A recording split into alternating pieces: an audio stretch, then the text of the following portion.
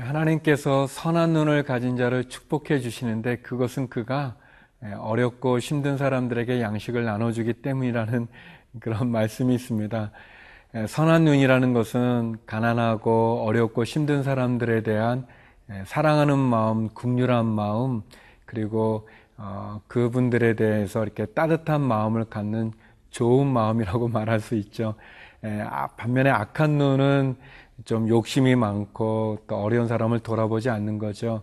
우리의 삶 속에 우리가 선한 눈을 가지고 또 좋은 마음을 가지고 주변을 돌아보면 우리의 도움을 필요로 하는 많은 사람들이 있습니다. 그 사람들에게 우리의 자그마한 사랑을 나누고 또 마음을 나눌 때 하나님이 우리를 축복해 주신다고 약속해 주십니다. 우리 주변에 있는 어려운 사람들을 도울 수 있는 또 그런 축복의 하루가 되기를 바랍니다.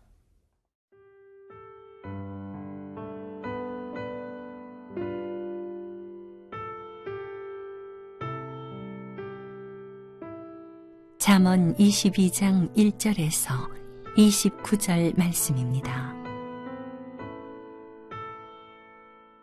많은 재물보다 명예를 택할 것이요 은이나 금보다 은총을 더욱 택할 것이니라.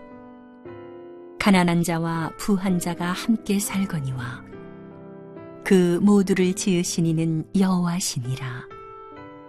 슬기로운 자는 재앙을 보면 숨어 피하여도 어리석은 자는 나가다가 해를 받느니라. 겸손과 여호와를 경외함의 보상은 재물과 영광과 생명이니라. 패역한 자의 길에는 가시와 올무가 있거니와 영혼을 지키는 자는 이를 멀리 하느니라. 마땅히 행할 길을 아이에게 가르치라. 그리하면 늙어도 그것을 떠나지 아니하리라. 부자는 가난한 자를 주관하고 빚진 자는 재주의 종이 되느니라. 악을 뿌리는 자는 재앙을 거두리니 그 분노의 기세가 쇠하리라. 선한 눈을 가진 자는 복을 받으리니 이는 양식을 가난한 자에게 줌이니라. 거만한 자를 쫓아내면 다툼이 쉬고 싸움과 수욕이 그치느니라. 마음의 정결을 사모하는 자의 입술에는 덕이 있으므로 임금이 그의 친구가 되느니라. 여호와의 눈은 지식 있는 사람을 지키시나 사악한 사람의 말은 패하게 하시느니라. 게으른 자는 말하기를 사자가 밖에 있은즉 내가 나가면 거리에서 찢기겠다 하느니라. 음녀의 입은 깊은 함정이라. 여호와의 노를 당한 자는 거기 빠지리라. 아이의 마음에는 미련한 것이 얽혔으나 징계하는 채찍이 이를 멀리 쫓아내리라. 이익을 얻으려고 가난한 자를 학대하는 자와 부자에게 주는 자는 가난하여질 뿐이니라. 너는 귀를 기울여 지혜 있는 자의 말씀을 들으며 내 지식에 마음을 둘지어다. 이것을 내 속에 보존하며 내 입술 위에 함께 있게 함이 아름다우니라. 내가 네게 여호와를 의뢰하게 하려 하여 이것을 오늘 특별히 네게 알게 하였노니 내가 모략과 지식의 아름다운 것을 너를 위해 기록하여 네가 진리의 확실한 말씀을 깨닫게 하며 또 너를 보내는 자에게 진리의 말씀으로 회답하게 하려 함이 아니냐. 약한 자를 그가 약하다고 탈취하지 말며 곤고한 자를 성문에서 압제하지 말라. 대저 여호와께서 신원하여 주시고 또 그를 노략하는 자의 생명을 빼앗으시리라. 노를 품는 자와 사귀지 말며 울분한 자와 동행하지 말지니 그의 행위를 본받아 내 영혼을 올무에 빠뜨릴까 두려움이니라. 너는 사람과 더불어 손을 잡지 말며 남의 빚에 보증을 서지 말라. 만일 갚을 것이 네게 없으면 내 누운 침상도 빼앗길 것이라. 내가 어찌 그리하겠느냐. 내 선조가 세운 옛 지계석을 옮기지 말지니라. 내가 자기의 일에 능숙한 사람을 보았느냐. 이러한 사람은 왕 앞에 설 것이요 천한 자 앞에 서지 아니하리라. 하나님께서는 침묵하시는 분이 아니시죠. 하나님은 우리들에게 늘 말씀해 주시는 분이십니다. 어떨 때는 목사님들의 설교 말씀을 통해서도, 또 큐티의 말씀을 통해서도, 또 주변의 어떤 믿음의 교제 가운데 믿음의 또 성도들을 통해서도 말씀해 주시기도 하고, 또는 어떤 장면이라고 그럴까요? 어떤 자연을 통해서도, 또는 어떤 그 광고라고 그럴까? 광고를 통해서도, 어떤 사건을 통해서도 또 우리에게 늘 말씀해 주고 계십니다. 한마디로 하나님은 우리에게 말씀하신다, 경고하신다라고 말할 수 있습니다. 오늘 본문 말씀 가운데 보면 3절에 이런 말씀이 있습니다. 슬기로운 자는 재앙을 보면 숨어 피하여도 어리석은 자는 나가다가 해를 받느니라. 슬기로운 자, 이렇게 계속 잠언이 얘기하는 지혜로운 사람이죠. 의인이고 선한 사람. 지혜로운 사람은 재앙을 보면 이렇게 숨고 피하는데, 어리석은 사람은 계속해서 나가다가 해를 받는다. 이렇게 슬기로운 사람과 어리석은 사람을 대조해서 우리에게 말씀해 주는 귀한 교훈인데요. 제가 이 말씀을 굉장히 사랑하는 말씀입니다. 왜냐하면 저는 이제 서빙고 온누리교회를 섬기고 있는데요. 양재 온누리교회 제가 한번 갔던 적이 있었어요. 그런데 보통 이제 교회들마다 보면은 이제 화장실에 보면 이렇게 말씀이 이렇게 적혀져 있는 거 있잖아요. 이제 그래서 이제 늘 하나님의 말씀을 이렇게 가까이 접할 수 있도록 곳곳에 이제 말씀이 붙어져 있는데요. 제가 이제 양재 온누리교회 가서 이제 화장실에 갔는데, 제가 이제 이를 보는 중에 이제 앞에 말씀이 있어서 읽는데 이 말씀이 있었어요. 그때 이제 제가 이 말씀 읽으면서 굉장히 큰 교훈을 받았었어요. 제가 뭔가를 결정하고 또 뭔가를 선택하고 또 뭔가를 하나님 앞에서 이렇게 기도 중에 있었었는데, 이 말씀을 보고 하나님의 응답으로 제가 이해할 수 있었어요. 이 말씀이 너무나 분명히 말해주기 때문에요.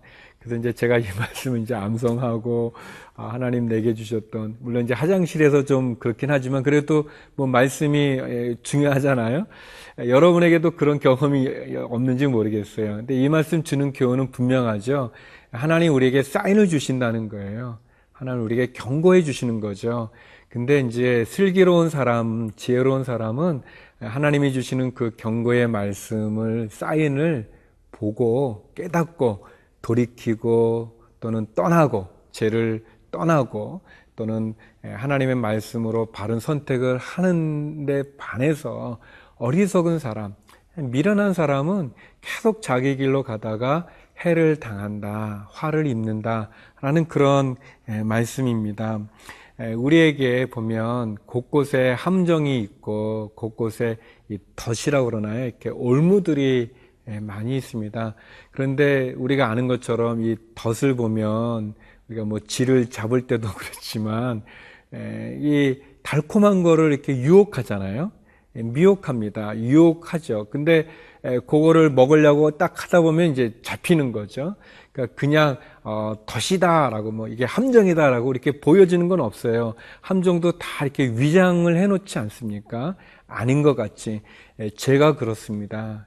죄는 아주 달콤한 것처럼 보여지지만 또 아무 일도 없을 것 같이 이렇게 위장하지만, 포장하지만, 그러나 그 속에 사망이 있고 심판이 있고 재앙이 있고 죽음이 있고 그리고 고통이 있고 결국은 멸망으로 우리를 이끌어 가죠. 오늘 말씀처럼 우리가 하나님이 내게 주시는 어떤 신호들 또는 말씀들, 그런 경고들, 거기에 우리가 보게 되면, 또 듣게 되면, 깨닫게 되면 거기서 돌이켜야 될 것입니다. 미련하고 어리석게 계속해서 내 뜻대로 내 마음대로 내 어떤 육신의 욕심대로 욕구대로 욕정대로 하다 보면 해를 입게 됩니다. 하나님이 주시는 교훈의 말씀이죠.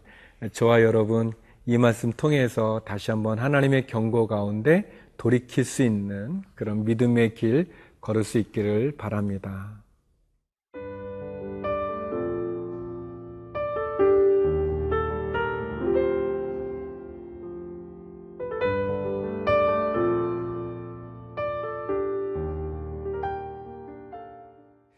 하나님의 말씀과 또 이제 하나님의 지혜죠. 하나님의 지혜로운 말씀과 또 세상의 어떤 지혜와 같은 경우가 있어요. 그거는 세상이 하나님의 말씀을 따라서라기보다는 세상 사람들도 가지고 있는 기본적인 어떤 그 룰이라고 그럴까요? 어떤 교훈이라고 그럴까? 가치관이라고 그럴까요? 지혜라고 그럴까요?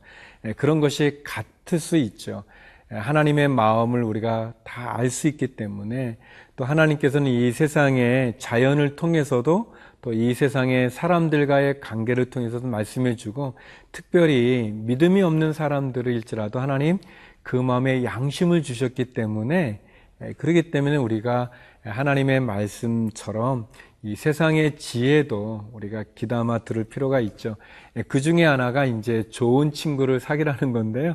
제가 오늘 잠언 말씀 보니까 근데 세상에서도 좋은 친구를 사귀라고 그러는데 하나님의 말씀도 그런 게 있더라고요. 24절 25절인데요. 너를 품는 자와 사귀지 말며 울분한 자와 동행하지 말지니 그의 행위를 본받아 내 영혼을 올무에 빨트릴까 두려움이니라. 저는 이 말씀 읽으면서 이게 하나님 말씀도 같구나. 그런 거죠. 이게 노를 품는 자, 막 울분한 자.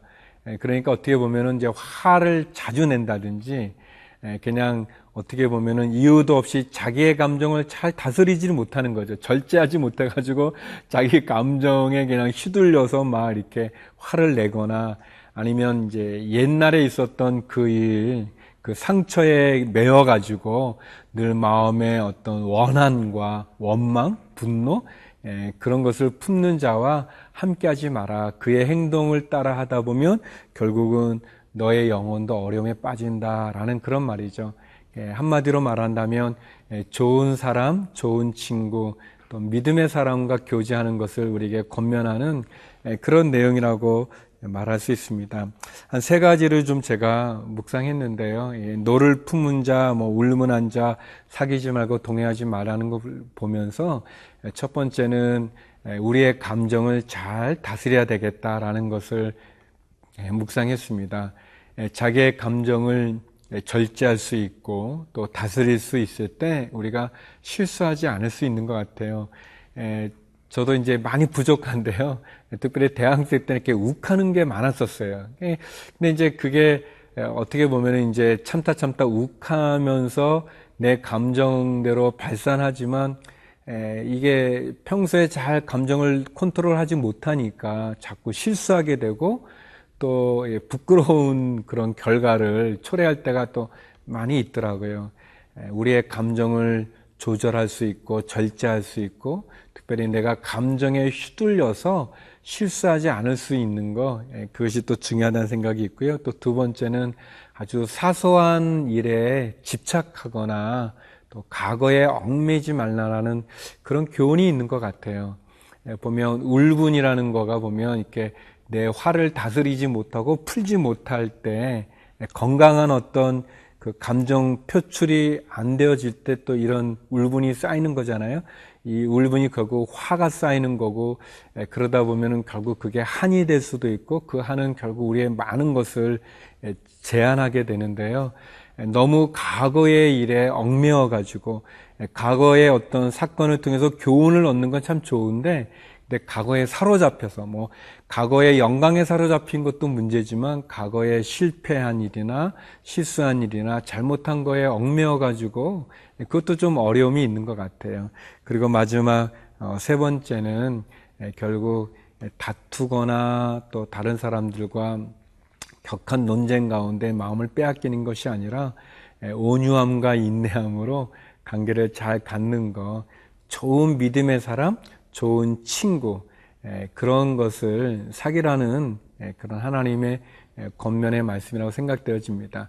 믿음의 성도들, 신실한 사람, 좋은 친구를 곁에 두고 믿음 가운데 승리하는 여러분 모두가 되기를 바랍니다. 기도하겠습니다.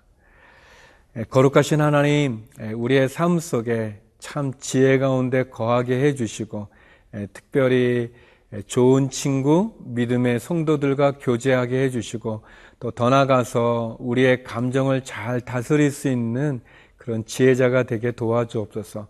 하나님이 주시는 경고의 사인을 무시하지 않고 그 말씀에 귀 기울여서 우리의 삶을 돌아볼 수 있는 승리하는 삶 허락해 주옵소서.